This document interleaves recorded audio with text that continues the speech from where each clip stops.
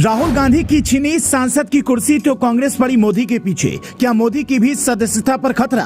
विवादित बयानों की खुली फाइल तो नप सकते हैं कई सांसद। अब राहुल घूम घूम कर करेंगे ऐसे ही कई दावे। उधर राहुल की कुर्सी गई, इधर कांग्रेस ने तैयार किया plan. Kashmir to Kanyakumari, BJP कर रही इंतजार।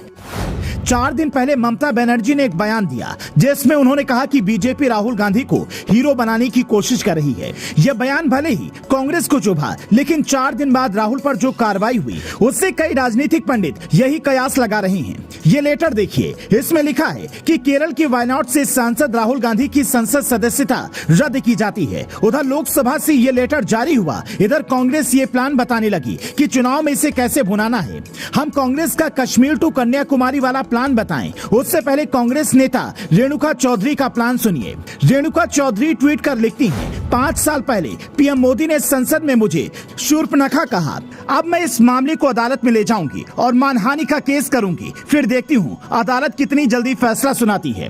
पर रेणुका चौधरी शायद ये भूल गईं कि आर्टिकल 122 के तहत संसद की कार्यवाही को अदालत में चुनौती नहीं दी जा सकती है। अगर अदालत में केस गया भी तो मोदी वीडियो में रेणुका चौधरी का नाम नहीं ले रहे हैं, इसीलिए शायद ही कोई सजा हो। मतलब मोदी की संसद सदस्यता पर किसी तरह का कोई सवाल नहीं है।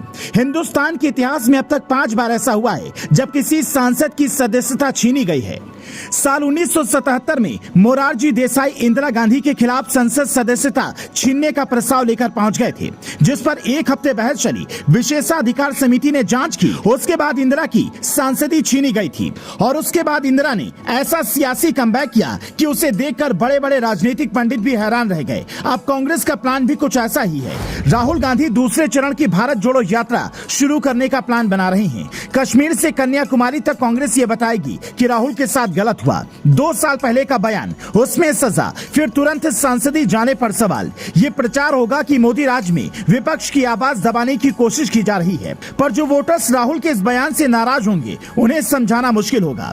आम आदमी पार्टी अभी से ही ये सवाल उठा रही है कि सीबीआई और ईडी केंद्र के इशारे पर काम कर रही हैं। राघव चड्ढा ने 14 पार्टियों के समर्थन वाला पत्र संसद में दिया, पर उसमें नीतीश और ममता की पार्टी शामिल नहीं है। अब राहुल भी जुगलबंदी बनाएंगे तो ममता और नीतीश शायद उससे दूर रहें। हालांकि सियासत में कब कौन किसके साथ आ जाए, किससे दूर चला जाए, ये कहना मुश्किल है। सारा खेल वक्त का है। राहुल गांधी का वक्त अभी ऐसा है कि उनके ऊपर एक के बाद एक संकट आ रही हैं। 2024 चुनाव में कांग्रेस का क्या हाल होगा, ये तो बात की बात है। सबसे बड़ा सवाल यही है कि खुद राहुल अगला चुनाव लड़ पाएंगे या नहीं। Bureau report, leading Bharat TV.